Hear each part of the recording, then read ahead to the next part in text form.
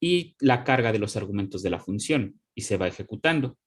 Quedamos en que si tengo una función recursiva, tengo que tener mucho cuidado porque si no tengo una sentencia para detenerla, pues esto nos puede causar problemas. Nos puede dar una iteración infinita de nuestra función. Aquí vimos que Python lo detenía en automático. Entonces, funcionan de manera similar a los ciclos y pues como en los ciclos necesito una instrucción para detenerlo, el claro es en while, donde tengo una instrucción de control. Dicha instrucción de control me detiene cuando se deja de ejecutar el ciclo, me marca cuando se deja de ejecutar.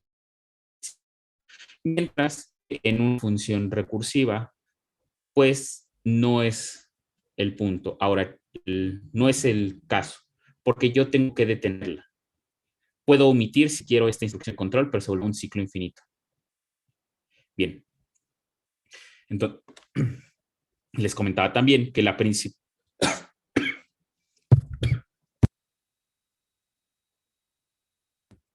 Perdón. Les comentaba que la principal diferencia entre una función recursiva y un ciclo viene prácticamente en el tiempo de ejecución. Una función recursiva es más rápida al momento de ejecutarse, pero el problema es que puede saturar la memoria y peor aún podemos perder ciertas partes de la función gracias a la memoria caché limitada. Mientras que en un ciclo esto no llega a pasar. Un ciclo es más lento, pero ocupa menos memoria. Entonces, son las principales diferencias. Y bueno, hicimos un ejemplo que es con el de contar. En este caso, pues tenemos un elemento n y aquí lo que hacíamos en un inicio era imprimir el valor de n, en este caso. Y lo que pasaba es que cuando mandábamos a llamar a la función, que aquí lo tengo con contar igual a 5, lo que pasa en este caso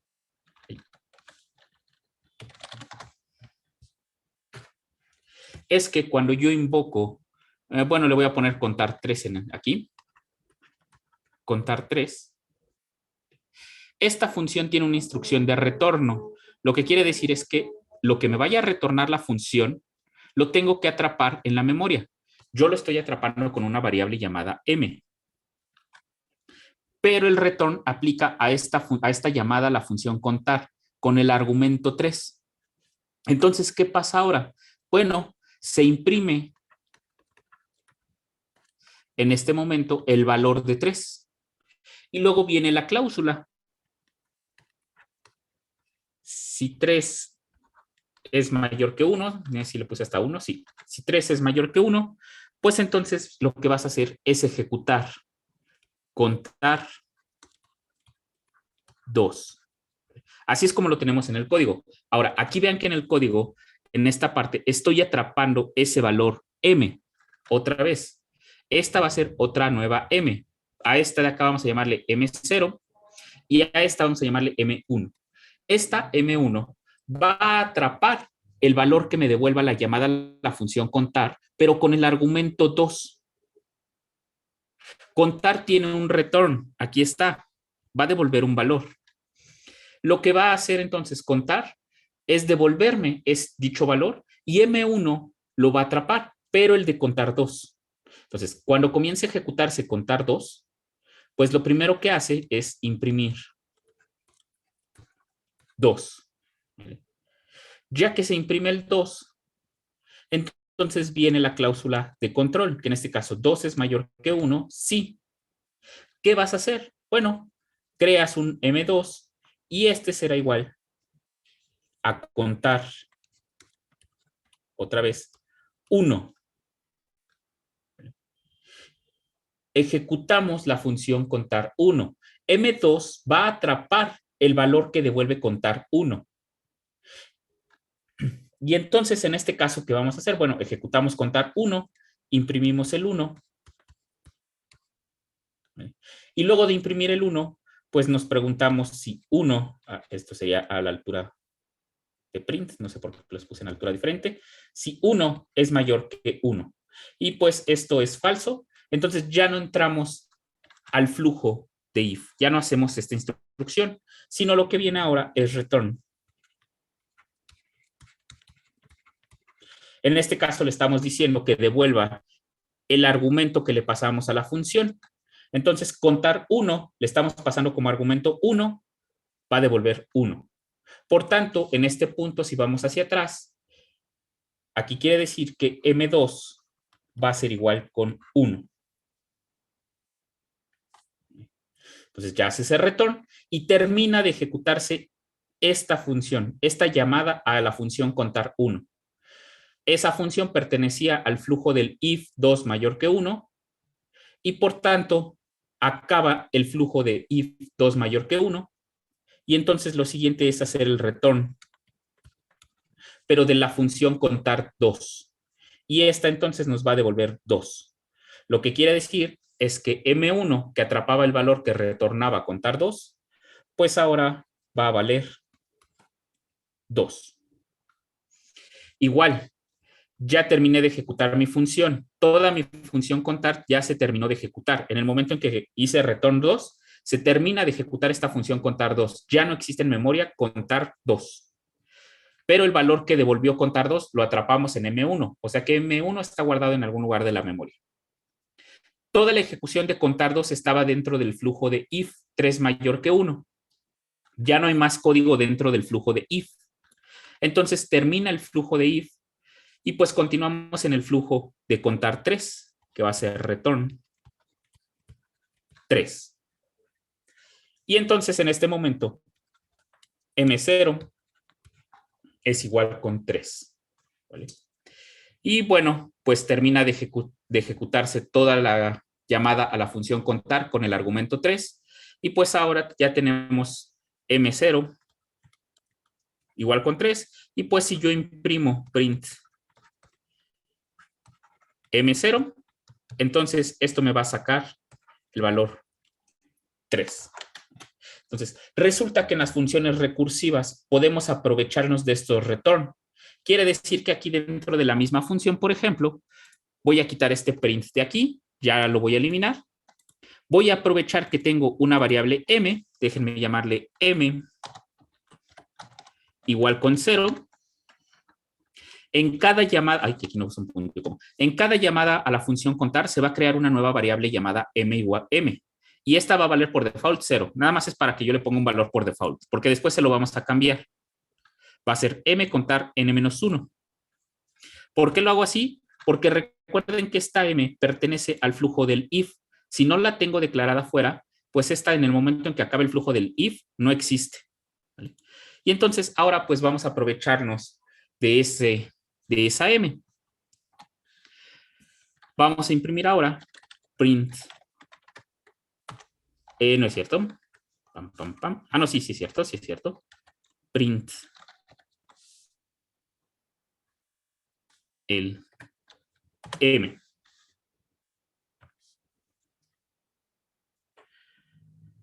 Déjenme ver aquí qué va a ser.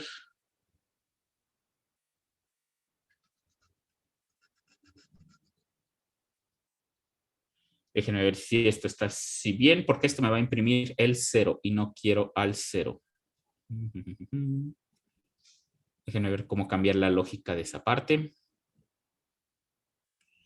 Print m contar n-1.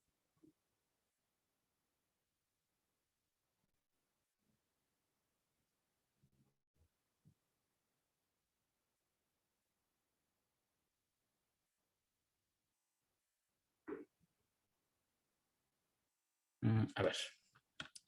Ahorita lo arreglo esa parte. Entonces, en este caso, ¿qué vamos a hacer? Bueno, como m va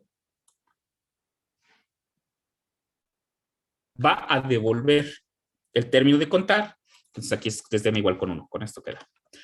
Como m va a atrapar el valor que me regrese, el contar 2, el contar 3, el contar 1, entonces vamos a imprimir nosotros ese valor de m. Este que está obteniendo aquí en cada llamada a contar. Entonces vamos a imprimirlo. Python 3. ¿Cómo se llaman? Es ámbitos. Ámbitos.py. Permítanme contar esta parte. Déjenme hacerlo así, así, así y así. Guardo esto. Python 3. ¿Vale?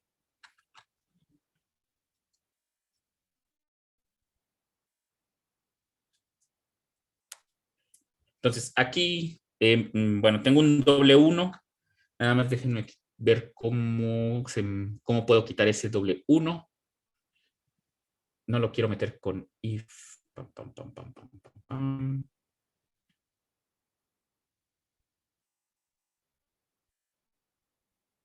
Porque si lo pongo desde 0, va a contar desde 0. Pero permítanme.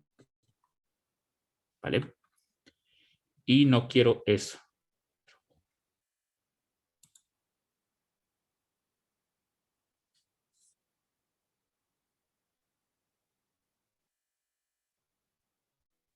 Print m y return n.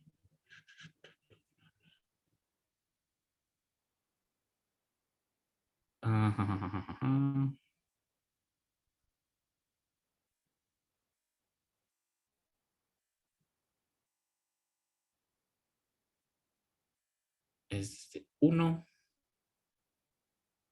Ah, sí, sería m más 1 aquí. Sería este 1. Y este sería m más 1, si no más me equivoco. Que de hecho era lo que le comentaba. Sí, 2, porque este es 2. Ah, sí, es cierto. Es m más 1. Este es Profesor, sí. creo que podría funcionar recorrer el print a meterlo al flujo if. Lo puedo meter al flujo if, sí, pero va a haber un problema. Cuando valga 1, no me lo va a imprimir, sino que me va a retornar. Mira, si lo meto aquí, o puede que sí, a ver, déjame ver. Lo meto aquí. Y lo meto aquí. Cuando valga 1, ¿vale?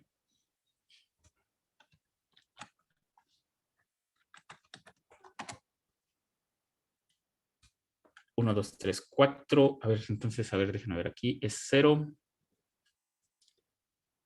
If m. A ver, cuando valga 1 no debería de entrar al ciclo y no debería de imprimir. No debería de entrar al if. Ah, pero no, sí tiene razón, sí, en efecto. Este retorno es el que me interesa. ¿Vale? Esas son las partes que hay que tener cuidado con recursividad y de hecho a mí me estaba pasando.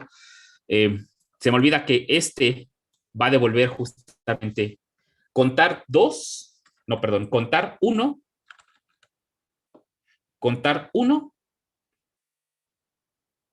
ya no entra el if y devuelve 1. Y entonces contar 1 imprime 1, sí, efectivamente. Es desde aquí. O sea, este print, la primera vez que se ejecuta es en contar 2, pero el valor que tiene m en este momento es 1. ¿Vale? Y ahora, bueno, el problema es, ¿funciona bien? ¿Está correcto? Muy bien. Ahora, el problema es que acá tengo que hacer un print adicional, ¿vale? Que es este que está aquí, que es este de 5, que era lo que le comentaba también a su compañero la vez pasada, que se solucionaba con un m más 1, que fue lo que había hecho hace un momento, ¿vale? Esta solución que dio su compañero es correcta, es perfecta. Aquí se recibe en contar, cuando llamamos a contar 2, se recibe el 1 en contar 1, y entonces m vale 1, y se imprime el 1, y así sucesivamente.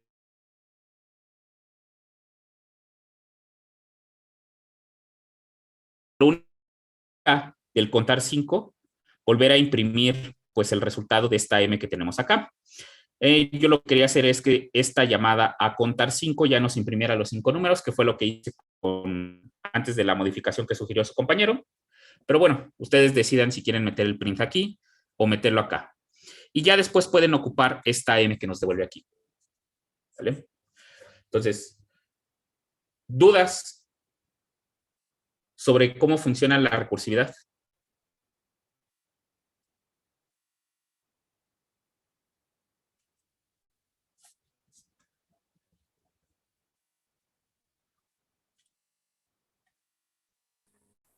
Profe, ¿Qué pasó? entonces con el m más 1 ya no tendríamos que imprimir el de abajo. Efectivamente, este de acá abajo ya no. Acá está, mira, acá ya ¿dónde está? Fue este de acá arriba. Fue el que ejecutó con el m más 1. ¿Vale? Ok. Ahorita lo vuelvo a modificar. ¿Alguna otra duda?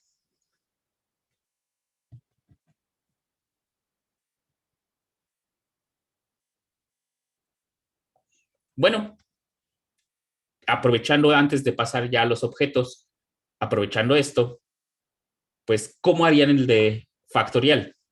Ustedes saben que el factorial es una función recursiva. De hecho, es importante que lo tengan en cuenta porque es una de las cosas que van a definir el siguiente semestre en Álgebra 4 con el proceso de inducción. Ustedes saben que n factorial, pues la definición completa es n por n menos 1, así sucesivamente, hasta 2 por 1. Así conocemos la definición, pues, clásica o la definición tradicional que nos dicen desde niveles básicos. Así se define el factorial. Pero el factorial se puede definir de manera por medio de una función recursiva. ¿Cómo es esto? Pues esto es igual a n por n menos 1 factorial, partiendo de que 1 factorial es igual con 1, o ustedes también pueden decidir, si no quieren llegar hasta 1, que 2 factorial es igual con 2. Ustedes deciden desde cuál empezar, si desde el 1 o el 2, tradicionalmente debería de ser desde el 1, ¿no? Pero pues a veces, ¿para qué irnos hacia allá si todo multiplicado por 1, pues nos devuelve 1?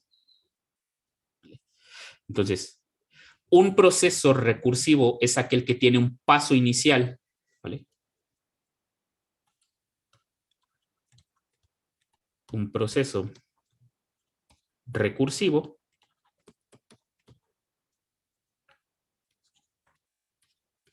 parte de un punto base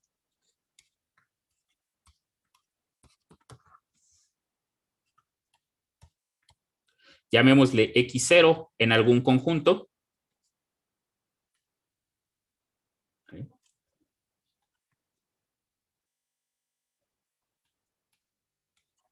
al cual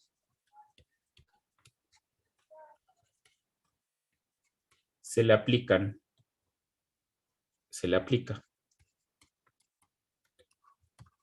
una función de manera inductiva.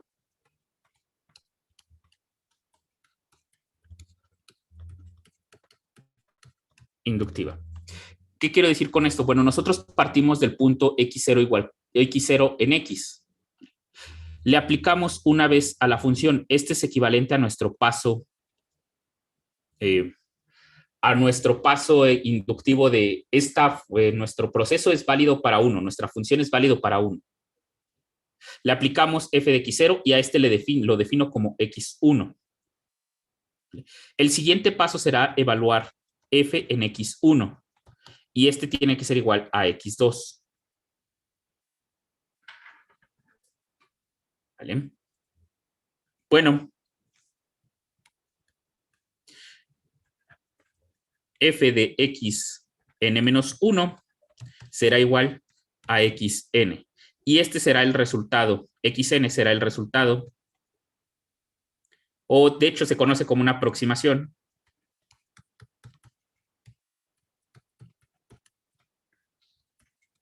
al resultado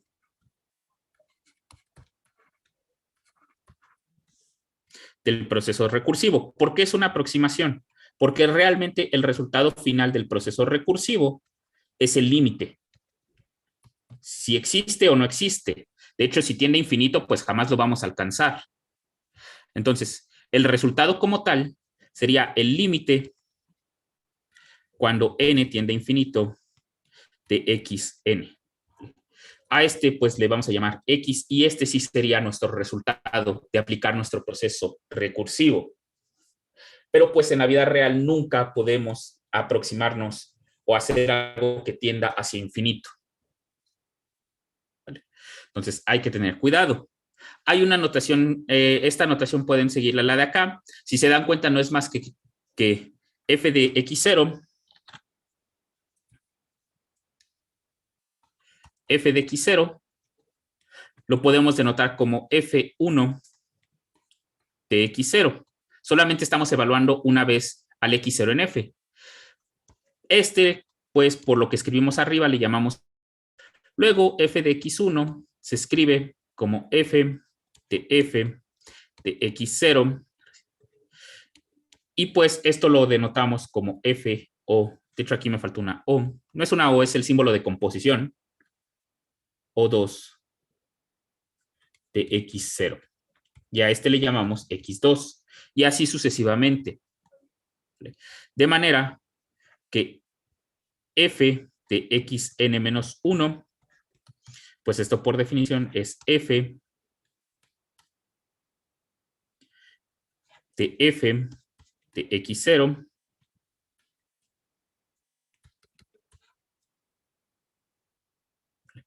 la f evaluada n-1 veces. Y a esta pues la denotamos como f de o n-1 de x0 y este le llamamos xn. De manera que en términos inductivos esto decimos que FO1 de x0 es igual a es igual a f de x0, y para todo n en los naturales, FON de x0 se define como f evaluado en f de ON-1 de x0. Es el proceso de inducción. Este es el paso n igual con 1. Suponemos la hipótesis de inducción.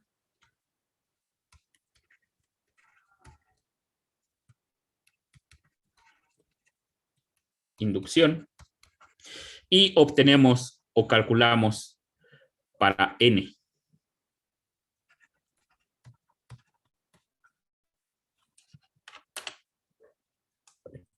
Entonces el factorial lo podemos definir de esta manera. El factorial lo podemos hacer así, aquí lo estoy poniendo. N factorial es igual a n por n-1 factorial. Esto se puede hacer también con ciclos, no hay ningún problema. ¿Cómo lo hacen con una función recursiva?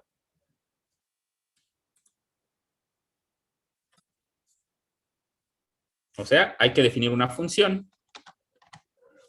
Queremos definir una función que se llame factorial, al cual le vamos a pedir el n. Ahí le puse m, el n. Y queremos que esta función nos devuelva pues justamente n por n-1 por n-2, así hasta n por 2 o n por 1, como ustedes gusten. ¿Vale? Bueno, pues les toca hacer el factorial con lo que tenemos arriba. Hay que aprovechar la sentencia de return. ¿Dudas de qué hay que hacer? Creo que ya lo tengo. Ya, vale. Deme un segundo.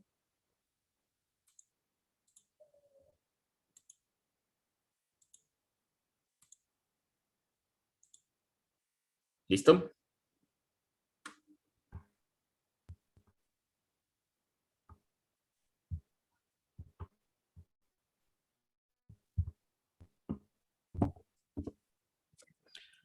Factorial.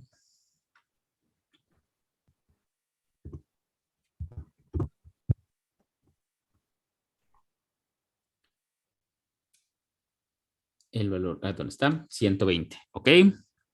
Haces factorial A, B igual con 1, C igual con 1. Ok, te aprovechas del return. ¿Vale?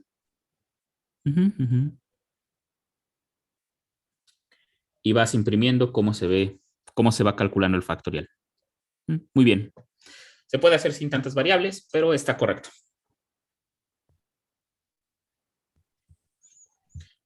¿Alguien más?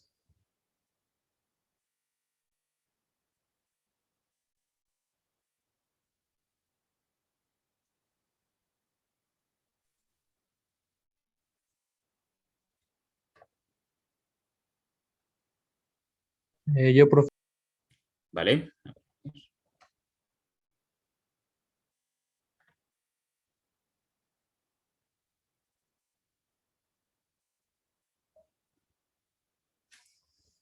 ¿Defines el factorial? Sí, exactamente.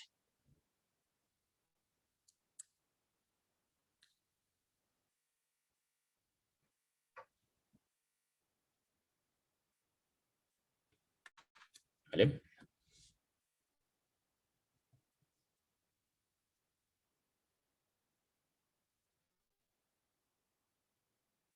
Entonces, ¿dudas de lo que es una función recursiva?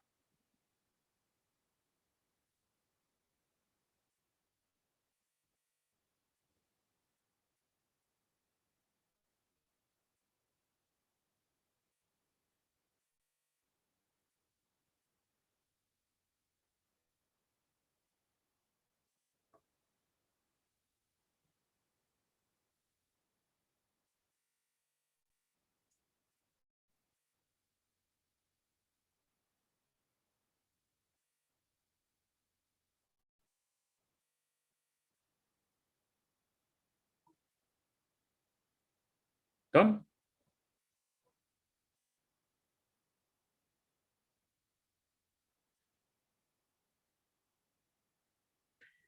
Ok.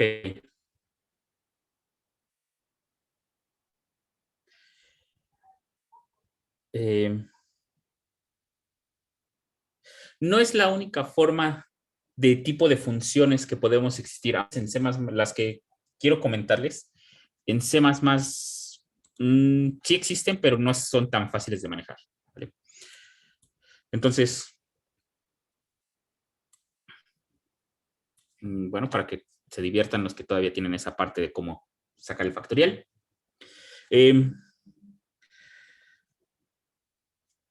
Ya vimos el uso de llamadas a funciones normales. Vimos que se le pueden pasar listas a funciones o funciones que devuelven algún tipo. Incluso pueden devolver arreglos, en el caso de Python de manera directa. En el caso de C++ se requiere de apuntadores. En general se pueden devolver objetos. Vimos que en el caso de Python tenemos el concepto de los ámbitos en cuanto a una función. Podemos definir funciones dentro de otra función. Bueno, no es la única forma de trabajar con funciones como tal. Existe otra cosa llamada funciones lambda, que nada más se los voy a medio comentar. Bueno, no está como parte del programa, pero son parte de lo que más se ocupa cuando se hace programación funcional, orientada a que todo funcione sin preocuparnos de la interfaz y todo esto. Y de hecho, estas son muy ocupadas en métodos numéricos. Cuando declaramos una función, tanto en C++ como en Python incluso, requerimos de una estructura muy específica. Requerimos, en este caso, de una palabra clave para decir que vamos a trabajar con una función. En el caso de Python es la palabra def, mientras que en el caso de C++, ¿dónde está? Aquí, en operaciones. Esta no era. Protmap, Mientras que en el caso de C++, requerimos primero indicar el tipo de función. Indicando el tipo de función y después dándole un identificador y una lista de argumentos, el compilador va a saber que estamos definiendo una función. En el caso de Python, con el simple hecho de existir la palabra clave def, en automático podemos crear una función. En otros programas como JavaScript u Octave, basta con escribir la palabra function y se identificará que estamos trabajando con una función. El caso es que tienen un identificador y una lista de argumentos. Bueno, resulta que no es la única forma de trabajar con funciones. Otra forma es Python 3, es trabajar con lo que se conoce como funciones lambda. Las funciones lambda como tal o funciones anónimas, tal cual como su nombre lo indica, no tienen un nombre, no tienen un identificador como tal. Esto es porque las podemos asignar a una variable en la memoria. Recuerden, al final una función se carga en memoria y solamente bajamos el atributo en la memoria. Pero en este caso, lo que podemos hacer es que la función solamente exista siempre y cuando la variable donde la guardamos exista, cosa que acá no. Se guarda una referencia a la función y cada vez que la llamamos, se crea una sección de la memoria para la ejecución de la función. ¿A qué me refiero con eso? Por eso las funciones recursivas son muy costosas en cuanto a memoria, porque aunque la función contar como tal existe en la memoria, esta función contar existe en la memoria, las variables y los argumentos todavía no tienen un espacio fijo. Ese espacio se les va dando en el momento en que se van llamando las funciones. Por ejemplo, contar 3 hace una asignación de esta n igual con 3. Contar 2 hace una asignación de esta n con igual a 2. ¿Vale? Se va creando ese espacio en la memoria. Bueno, resulta que podemos evitar eso si no trabajamos con recursivas, que no se esté creando un espacio de memoria adicional cada vez que se mande a llamar a la función. Esto es, creando la propia función ya dentro de un espacio de memoria fijo. Bueno, suena un poco enredado, pero realmente esto nos conviene mucho en métodos numéricos porque no estamos creando más espacios de memoria. Vamos a utilizar uno solo. Una función anónima hace justamente eso. Tiene una dirección en memoria fija. Entonces, ¿a qué me refiero con esto? Bueno, tengo la función contar. ¿Vale? Contar. De esta hay un registro en la memoria. Aquí va a estar contar. Le estoy poniendo C para identificar qué es la de contar. Tiene un registro en memoria donde va a decir que se tiene que ejecutar tarde, que se tiene que ejecutar en el momento en que la mandemos a llamar. El problema es que cuando nosotros mandamos a llamar contar 2, por ejemplo, contar 3 aquí, lo que hace es saca de la memoria esta C y empieza a hacer nuevos registros con las variables, por ejemplo, n igual a 3. Las empieza a almacenar en la memoria. ¿Vale? Aquí se guarda la n. Bueno, dentro de contar creamos otra instancia a contar. Y creamos contar 2. Pero dentro de aquí, lo que estamos haciendo otra vez es obtener de la memoria lo que vamos a hacer con contar, pero empezamos a crear registros de memoria con una, vamos a ponerle n sub 0 igual a 2, crear un nuevo registro, sin necesidad que se haya eliminado el de acá arriba, este que está aquí. Siempre se van creando nuevos registros. Entonces, cuando creamos varios de contar, pues esto pasa. Cuando trabajamos con programación en paralelo, pues esta cosa se complica más, porque podemos ejecutar contar 3 y contar 2 en paralelo y se vuelve este mismo problema. Entonces, para solucionar ese tipo de problemas o cosas así, o cuando buscamos optimizar bastante el uso de memoria y sabemos que no tenemos una función recursiva, por ejemplo, creamos lo que se conoce como funciones lambda. O anónimas.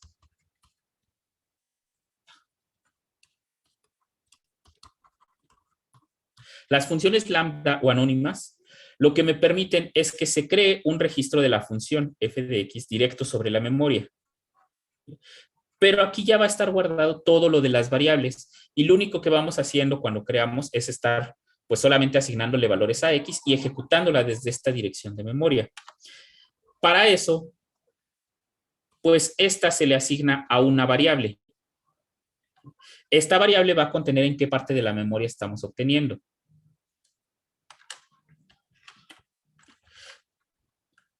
¿Por qué es importante? Bueno, uno de sus usos es que gracias a esto podemos pasar a las funciones como argumento a otras funciones.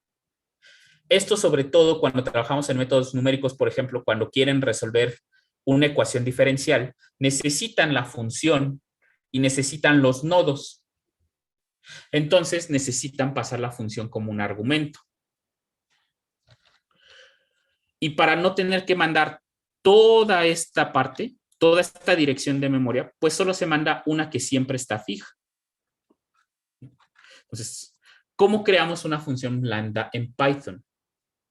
En Python, pues solamente necesitamos crear una variable, pues por ejemplo, que si en este caso creamos una variable que se llama función, y esta va a ser igual ahora a esta palabra clave que es lambda. Con lambda estamos diciendo que vamos a crear una función que no tiene nombre, que si yo no la guardo en memoria, que si yo la ejecuto así, al igual que las variables, en el momento en que se ejecuta la línea 26, se pierde su existencia. Entonces, en este caso, para que no se pierda su existencia y tener el registro en la memoria, lo voy a guardar en una variable llamada función. Luego viene la lista de argumentos. Vamos a llamarle X, en este caso al argumento. En este caso, era el equivalente a poner estos paréntesis y n. Y luego, pues vamos a ejecutar X más 5, lo que va a realizar nuestra función. ¿Vale? Entonces, esto nos permite, por ejemplo, que podamos hacer print. Print es una función que requiere argumentos. Pues vamos a mandarle función y le pasamos un argumento, por ejemplo, 2. Control S. Ahí este no es punto y coma, control S. ¿Vale? Entonces me salgo de aquí para no hacer el import.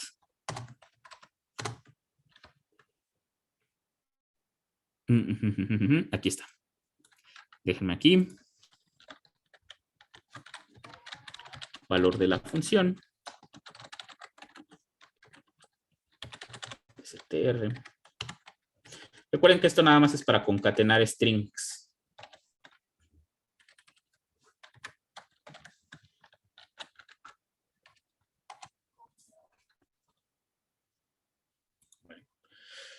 Entonces, esto nos permite manipular a las funciones también como si fuesen variables, lo cual es una gran ventaja. Incluso podríamos hacer sobrecarga de operadores con funciones. Podríamos definir la suma de funciones como la conocemos o el producto de funciones de manera puntual. ¿Vale? Les digo, esto se los comento porque este es otro tipo de función. Si llevan métodos numéricos, esta es la mejor manera de trabajar con funciones. Todo lo que hemos hecho hasta aquí en el curso de programación lo he enfocado más en el sentido de programación funcional, en el sentido de que nos interesa que nos devuelva un resultado. Entonces, las funciones lambda pues son este tipo de cosas. Entonces, ¿dudas sobre lo que es una función lambda o una función anónima?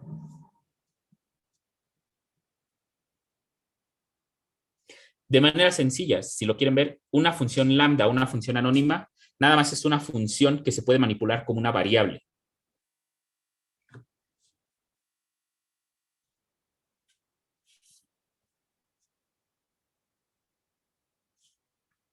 ¿Dudas?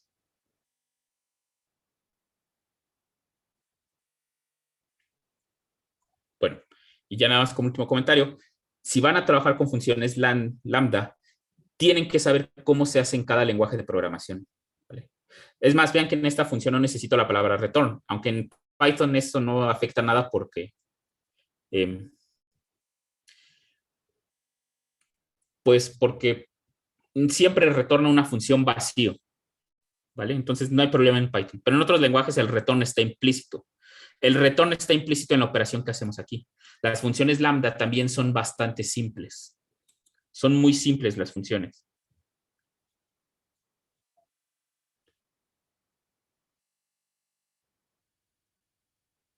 Entonces, ¿dudas? Y antes, y los lenguajes, todo lenguaje de programación tiene su estructura con funciones lambda. C++ tiene también su propia estructura, pero es un poco más complicado. De hecho, hasta parece como si trabajáramos con apuntadores. Java tiene su propia estructura también de funciones lambda e incluso es más compleja que la de C++, cosa que no me agrada tanto, pero bueno.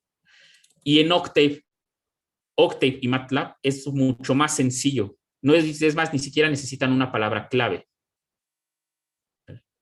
Entonces ahí es más sencillo trabajar con este tipo de funciones. Entonces, si no hay dudas, pues quiero pasar a lo que es la programación orientada a objetos porque quiero hablar de lo que son los constructores.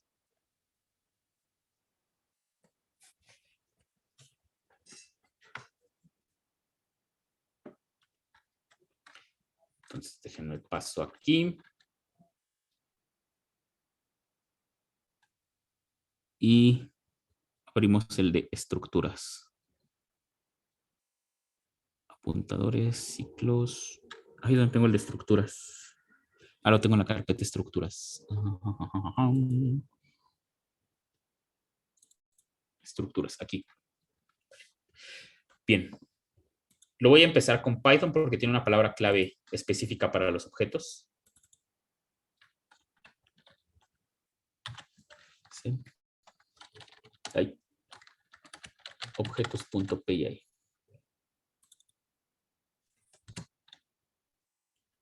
Bien, cuando nosotros creamos una estructura dentro de C++, les comenté que una forma sencilla de verlo es como si creáramos una nueva variable con nuestros propios atributos. Entonces, en este caso se creó una variable de tipo pelota que contenía dos atributos, el color y el tamaño, y podemos trabajar con ella como si fuese una variable normal. Es más, hasta sobrecargamos los operadores de cout para que se imprima tradicionalmente como lo hacemos con cualquier otra variable. Resulta que estas estructuras fue un paso entre, también ya se los he comentado, un paso entre la programación estructurada como tal y la programación orientada a objetos. En C++ no existe, en C no existe el concepto de orientado a objetos. C es un lenguaje estructurado.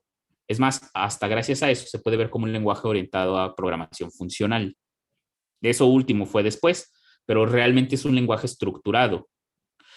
Existen las estructuras estas que tenemos aquí, pero no se comportan como lo hemos hecho nosotros directamente. Es más, esto es cuestión de C++, porque en C++ se mejoraron las estructuras al punto que resultan ser objetos. Se tratan prácticamente como objetos. Les comenté que tienen unas pequeñas diferencias con respecto a la herencia. Bueno, no en todos los lenguajes tenemos una estructura, que es el caso de Python. En Python no se conoce el concepto de estructura como tal. ¿Por qué? Bueno, las estructuras al final en C, como nacieron, solamente era una colección de información. Aquí, por ejemplo, conteníamos la información de una pelota, su color y su tamaño. Nacieron como eso. Para poder organizar el envío de argumentos o de información a una función. Por ejemplo, cuando creamos la función de esta de vector, ¿dónde está? Vector, vector, vector, esta de vector. Cuando se creó esta función de vector, no tenemos que estar mandando arreglos. Este arreglo B no lo tenemos que estar mandando y no tenemos que estar enviando el tamaño dentro de todo lo que vayamos a hacer con ese vector. Por ejemplo, aquí donde sobrecargamos el cout para imprimir un vector, no mandamos el puntero o el apuntador B, este B minúscula, y tampoco mandamos el tamaño, que es este 10 que está acá. Todo lo compactamos en una sola colección de datos llamada vector B. Y eso es lo que mandamos a la función. Una colección de datos agrupada en un tipo de objeto, que en este caso se llama rvector o en que es un tipo de estructura. Nos permite una mayor organización de nuestra información.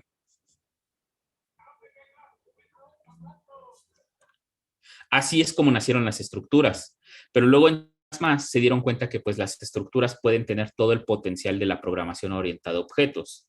Y con el nacimiento de la programación orientada a objetos, pues realmente las estructuras ya no tienen tanto sentido como tal si podemos trabajar directamente con objetos. Y pues surgen varios lenguajes orientados en este sentido.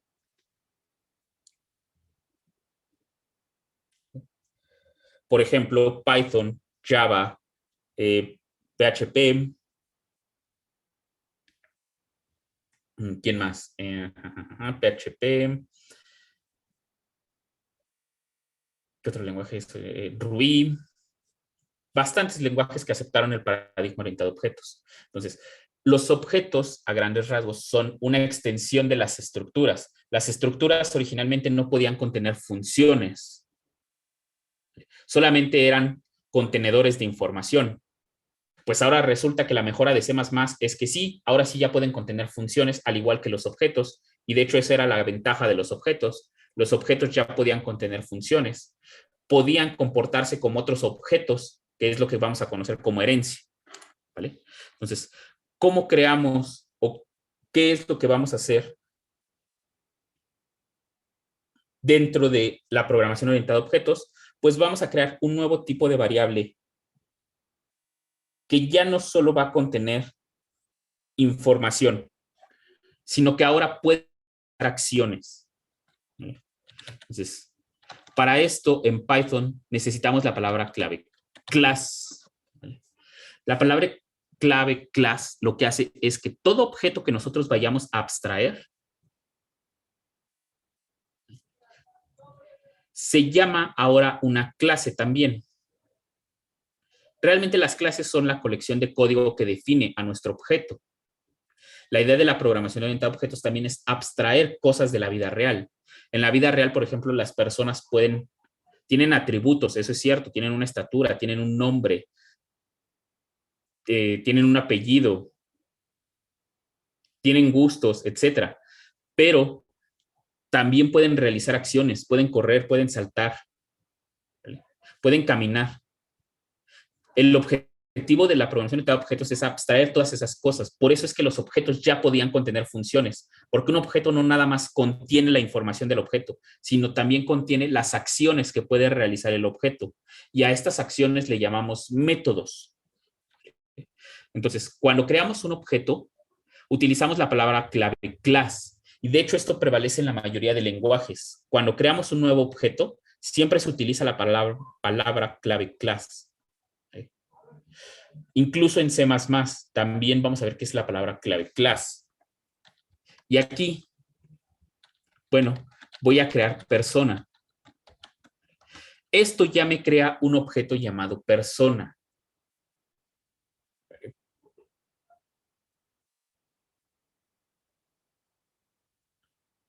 Entonces, este puede contener diferentes atributos.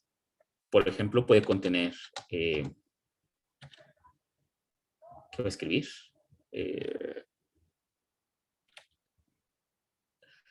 Altura, por ejemplo. Altura. Por ejemplo, que aquí sea por default 1.7, por ejemplo. Pero también puede realizar acciones de saltar.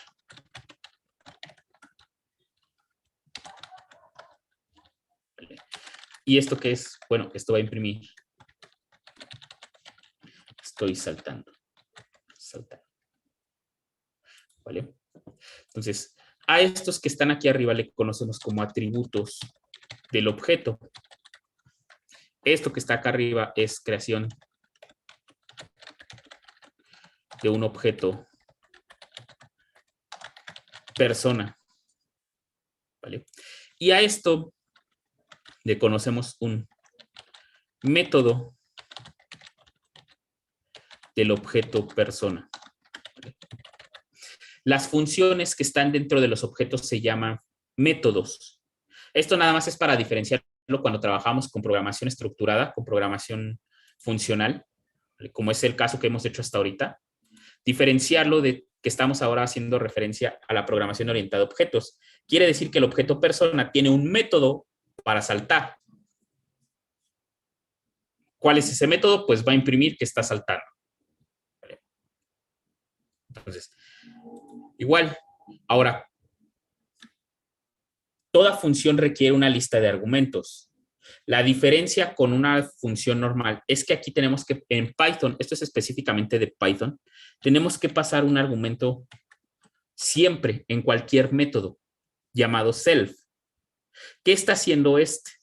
Bueno, este en otros lenguajes de programación se conoce como la palabra clave this, que hace referencia al mismo objeto que contiene al método.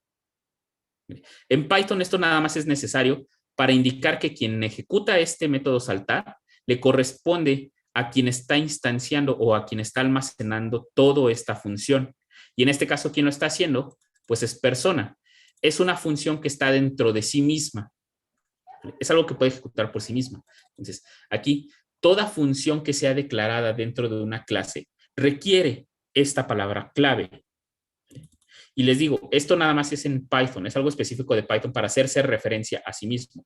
En otros lenguajes no es necesario. Sí existe, pero es un equivalente a la palabra clave this, de esto.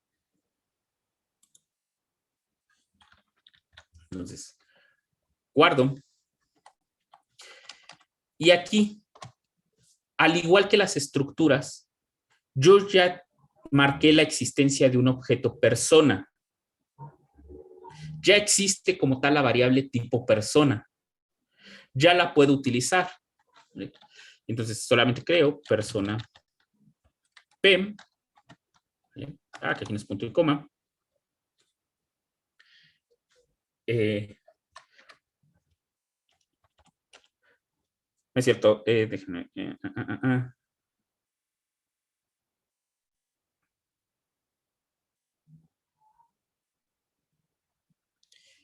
Ay, permítanme.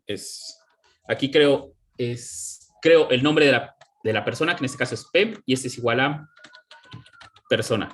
Ay, persona. Así. ¿Vale? Como si fuese una función. ¿Vale?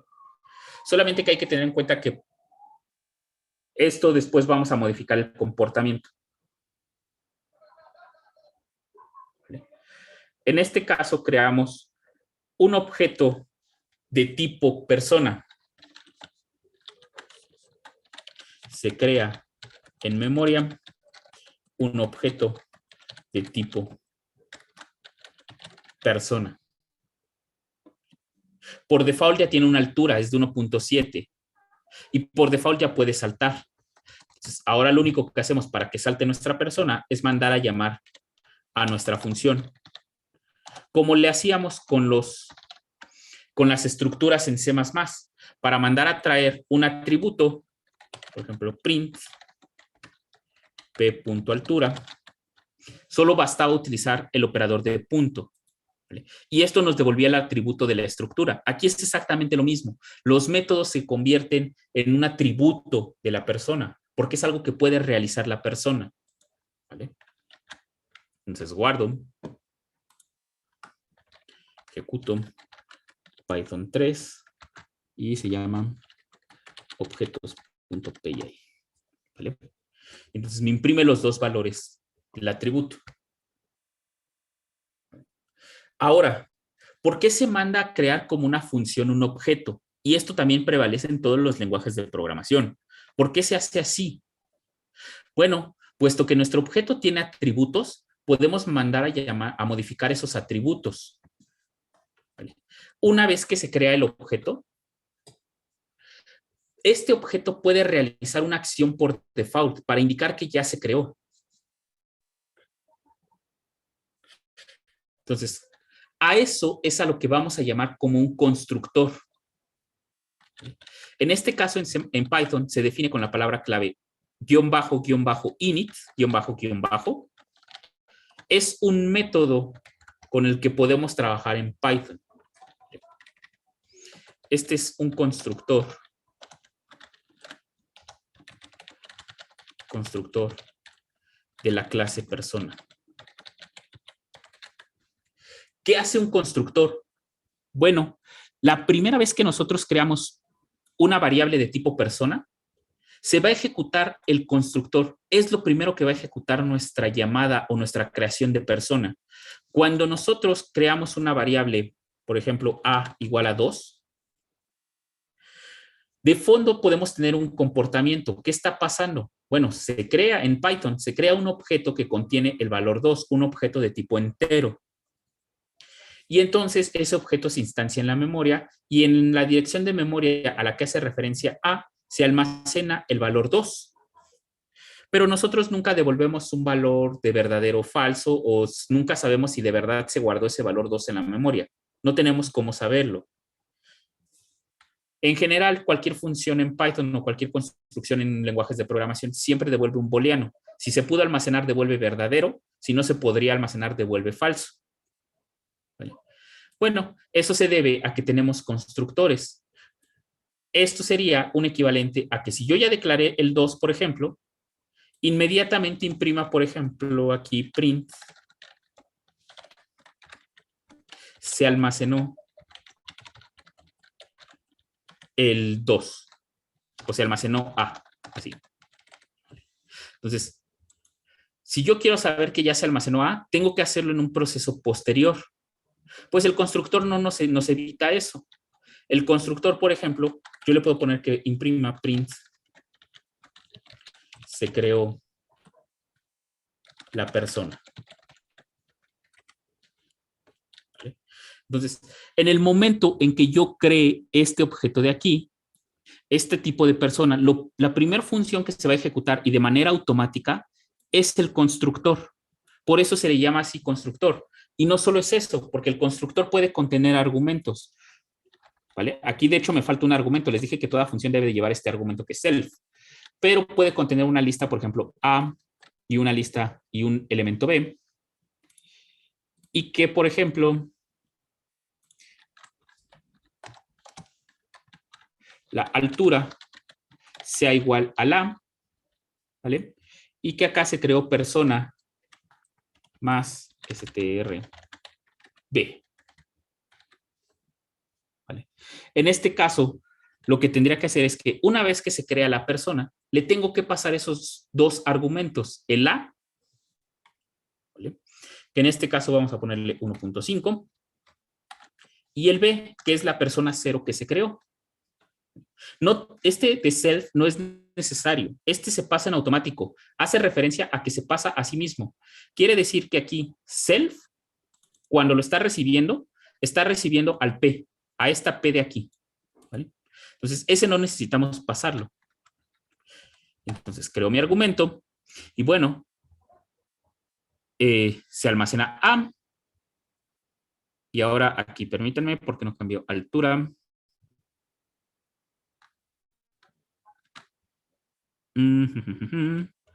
Se almacena A, altura es igual a 2. A ver.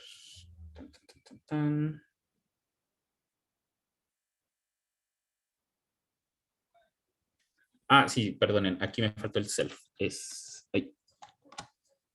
Eso es igual a 2, aquí es self, punto altura. Así, ¿vale?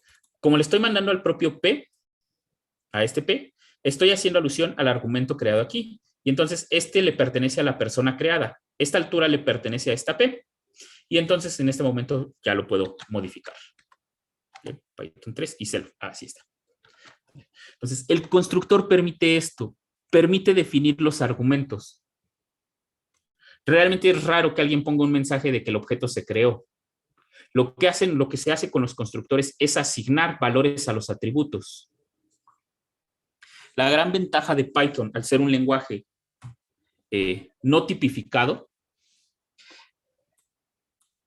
es que yo puedo construir un argumento así, self.peso, por ejemplo, que sea igual a b, en este caso. Así. La gran ventaja de Python es que no necesito ponerlo en una lista como acá, como pasaba en las estructuras de C++. No necesito aquí poner peso igual a un peso por default. ¿Vale? No es cierto. En automático, en cuanto yo hago esta ejecución de aquí, self.peso, ya se creó el atributo peso. Y aquí puedo ponerlo p. Me faltó print p.peso. ¿Vale? Aquí puedo asignarle los valores a los atributos de un objeto en el constructor.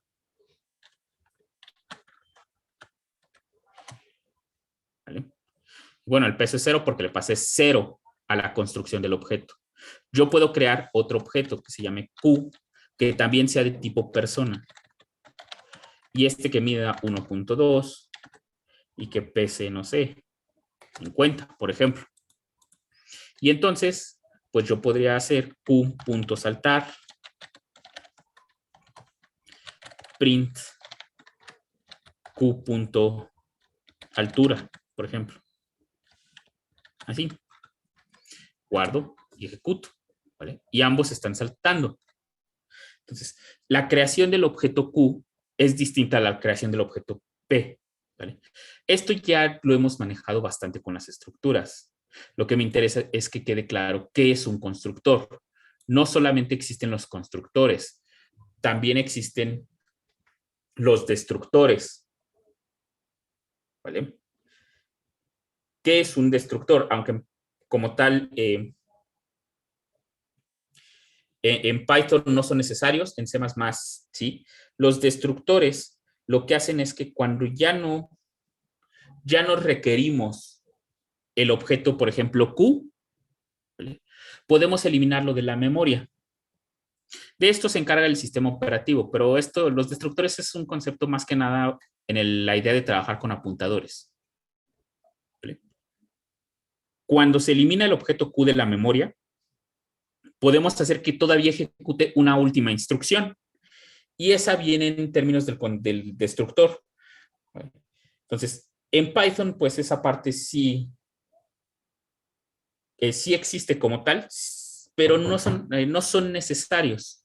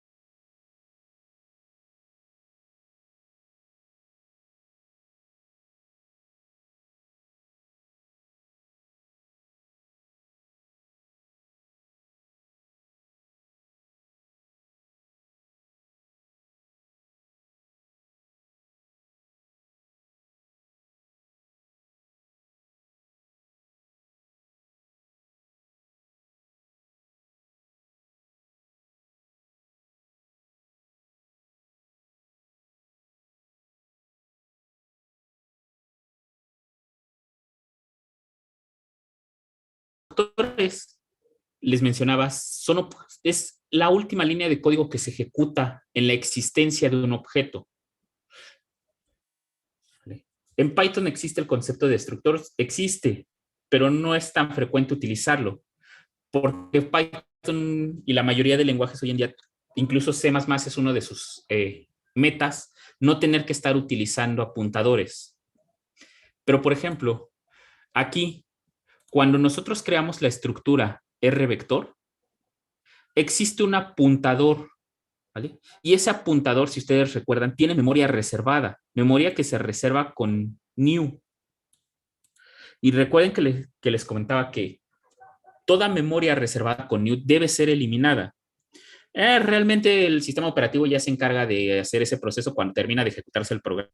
Ya no tendríamos que preocuparnos nosotros realmente, ¿vale? Pero, por ejemplo, si estamos trabajando en cómputo de alto desempeño, pues constantemente necesitamos liberar memoria nosotros de manera manual. Entonces, toda memoria que haya sido reservada con new debe de ser eliminada. Recuerden que necesitamos el comando delete.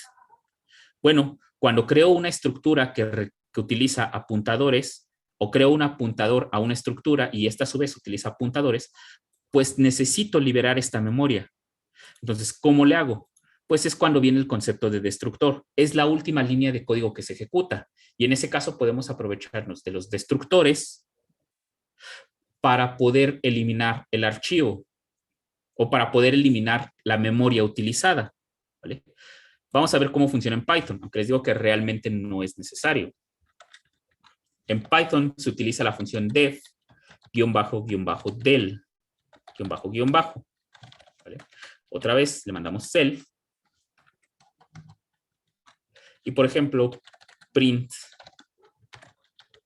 la persona se destruyó.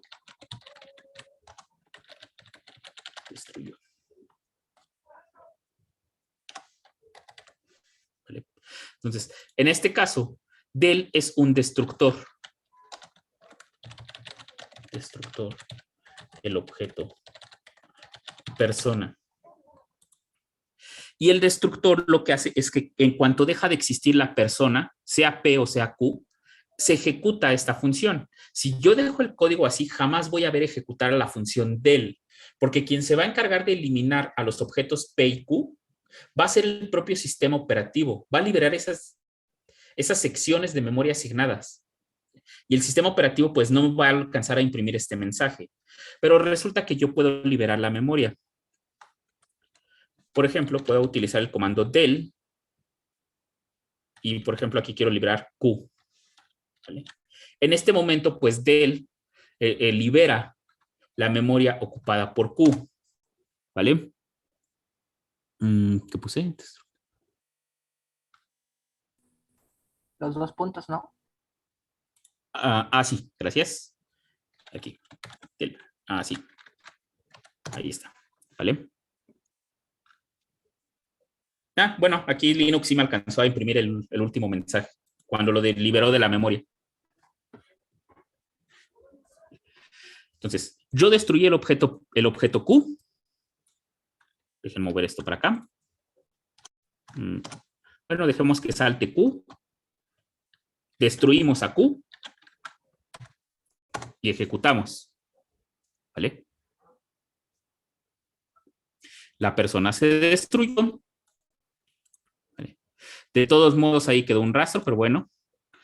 Aquí ya me marca que Q no está definido porque pues lo destruí previamente. Ya no puedo utilizar esta parte de aquí, perdón, esta parte de acá, porque Q fue destruido con el comando del.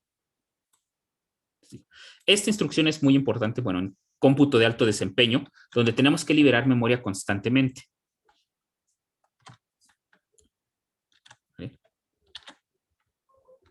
De hecho, este de la persona se destruyó no es el de Q, es el de P. Creí que era el de Q de Linux, es el de P. P también se ejecuta. Cuando P se libera de la memoria, ejecuta este comando. Y en Linux sí alcanza a imprimir esto de acá. No sé si en Windows también lo alcanza a imprimir. ¿Vale? Pero entonces, ya no podía yo utilizar el comando Q porque, porque ya no existía después de saltar. Entonces, al igual que el comando delete, tengan mucho cuidado cuando eliminan sus objetos. ¿Vale? ¿Dudas?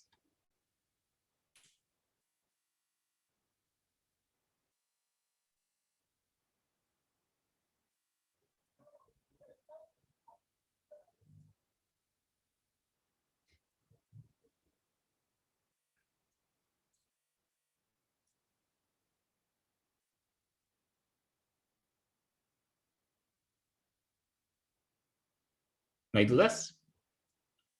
Bueno, ¿cuál va a ser nuestro objetivo ahora? Crear un objeto llamado binario, que como constructor lo que va a recibir va a ser un entero, y en el constructor la primera vez que se mande a llamar binario, cuando se cree el objeto binario, tiene que convertir el entero que le pasemos al constructor, lo tiene que convertir a binario, cosa que ya hicieron ustedes. Tiene que devolver esa cadena binaria, la tiene que asignar a un atributo. Entonces, déjenme explicarlo acá.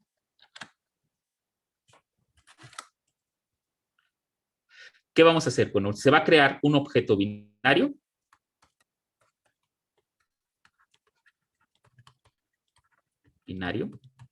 De manera que cuando se cree binario, le pasemos algún número. 255, por ejemplo. Y este número se tiene que guardar en un atributo, pues, que se llame cadena binaria, por ejemplo.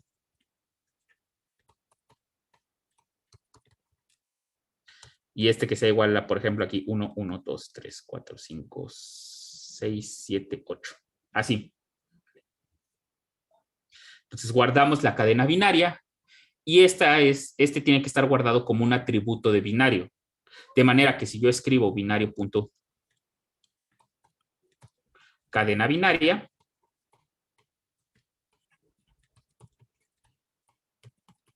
pues este me tiene que imprimir el cambio a binario del número que le pasé en el constructor.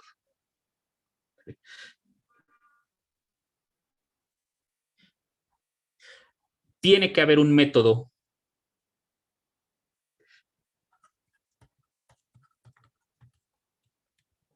dentro del objeto binario que sea agregar bit.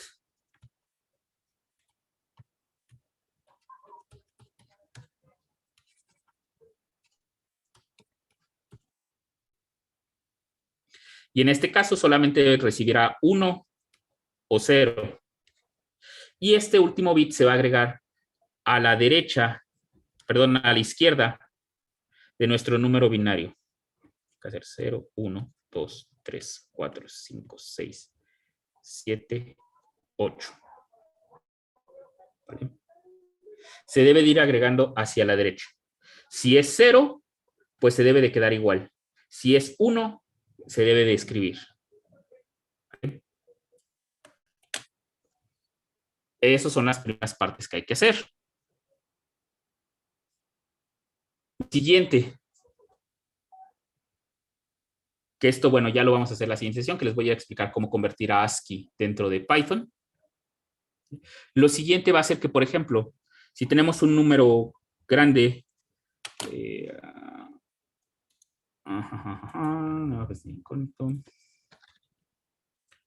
calculadora binaria, números binarios, creo que escribí mal, conversor a binario.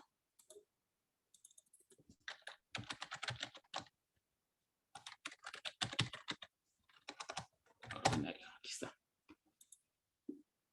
Necesito uno, por ejemplo, 1030, o bueno, 1060.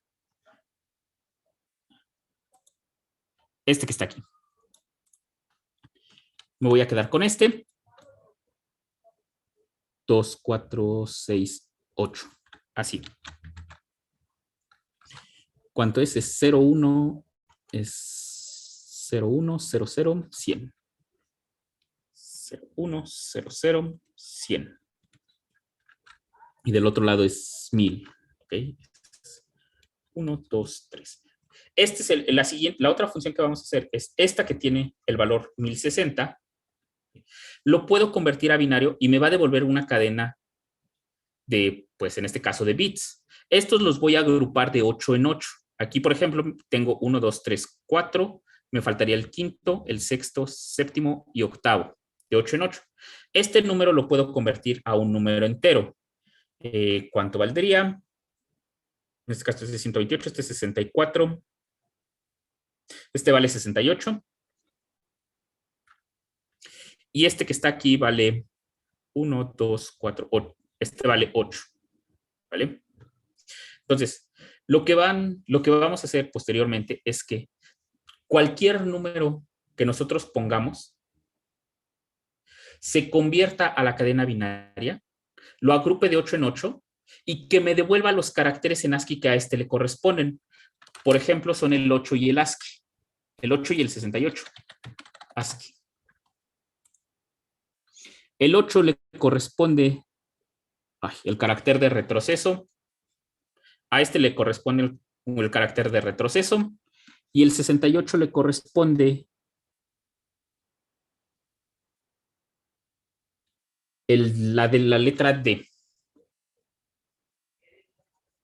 Mayúscula. Bueno, lo que vamos a hacer es que el último método me va a devolver la cadena de texto que da mi número. Por ejemplo, el 1060 me representa, si lo separo de 8 en 8, de izquierda a derecha, me devolvería esta flecha, que es el carácter de retroceso, y una D, como una palabra con estos dos caracteres en ASCII. ¿Vale? Me parece que Python, sí, con Python podemos hacerlo más interesante y podemos poner, si quieren, emoticones para identificar cada número. Pero este último va a ser lo que vamos a hacer en la siguiente sesión, ¿vale? ¿Por qué es importante este? Porque esta es una versión reducida de un programa más importante. Un programa que hace operaciones con números enormes. Recuerden que cuando nosotros almacenamos enteros, lo máximo que podemos almacenar son 64 bits, porque son los long. Bueno, si nosotros aprendemos a almacenar cadenas de bits de esta manera, podemos trabajar con la cantidad de bits que nosotros queramos. Podemos trabajar con 256 bits, con 512 bits. Solamente que los estamos almacenando de 8 en 8. Y a eso le estamos asociando un carácter. Luego de ese carácter yo lo puedo convertir. ¿Por qué? Porque cuando obtenga el código de este carácter me va a dar 8. Y este 8 lo convierto a binario, 0, 0, 0, 0, 1, 0, 0, 0. Y luego esta otra D también la convierto a binaria. La D me va a devolver 68, que en binario es 0, 1, 0, 0, 1, 0, 0. ¿Vale? Y puedo trabajar con eso. Podría ejecutar operaciones a nivel de bits. Entonces, ¿dudas de lo que van a hacer?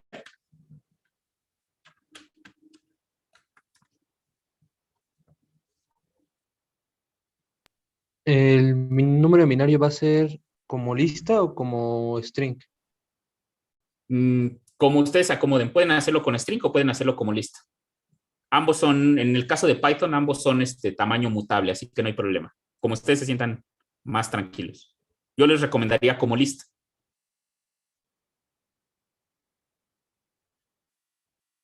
Entonces, ¿Alguna otra duda? Entonces, cuando es 1, lo tiene que agregar a la izquierda, ¿verdad? Exactamente. Y cuando es 0, se queda igual. Exacto. Ok, gracias. ¿Vale? Ese de agregar bit, nada más es agregar un bit. Después agregaremos la suma de una cantidad en general. ¿Vale? Vamos a hacer la suma a nivel de bits. Entonces, si no hay dudas, bueno, pues lo checamos mañana. Mañana comenzamos, sí es cierto. Mañana es viernes, mañana nos toca y comenzamos esto y checamos esta parte del almacenamiento de enteros grandes, de enteros de más de 64 bits. Entonces, si no hay dudas, nos vemos mañana.